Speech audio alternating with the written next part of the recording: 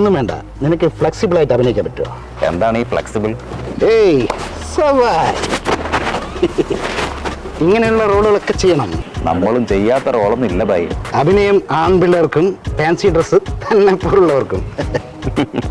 ഭ്രമയുഗവും കാതലും റോഷാക്കും നൻപകലും താണ്ടി ഞാൻ ഇവിടം വരെയെങ്കിലും എത്തി.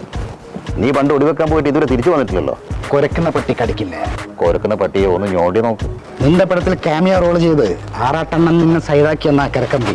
നമ്മളെ പോലുള്ളവരെ തമ്മിലടുപ്പിച്ച് റീച്ച് ഉണ്ടാക്കാൻ നോക്കുന്നത് അവനെ പോലുള്ളവരാ. മുട്ടനാടുകൾ തമ്മിൽ ഏറ്റുമുട്ടുമ്പോൾ ഇടയിൽ ചോര കുടിക്കാൻ നടക്കുന്ന ചെന്നായ്ക്കളെ പോലെയാണ് അവർ. നമ്മൾ രണ്ടുപേരും സൂപ്പറാണെന്ന് എല്ലാവർക്കും അറിയാം.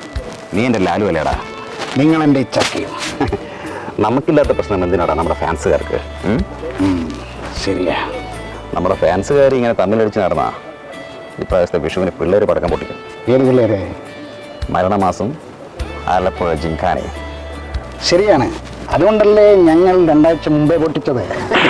ചാക്ക ഇപ്പൊ പൊട്ടിച്ചതിൽ ഖേദിക്കുന്നുണ്ടോ? സാരല്ല. ബിലാൽ എന്തായാലും ബോക്സ് ഓഫീസ് കത്തിക്കും. അതിനുള്ള പെട്രോൾ വേണമെങ്കിൽ ഞാനും രാജവും മുരളി ഗോപിയും കൊടുത്തരാം. വേണ്ട, മാപ്പും കോപ്പൊന്നും പറയാൻ എന്നെ കിട്ടില്ല. ഇപ്പോഴത്തെ ഫാൻസുകാർ ആർക്കാണ് ഏറ്റവും കൂടുതൽ ഊക്ക് മേടിച്ചിരിക്കുക എന്ന മത്സരത്തിലാണ്. വെറുതെ നാട്ടുകാരെ കൊണ്ട് പറയിക്കാൻ.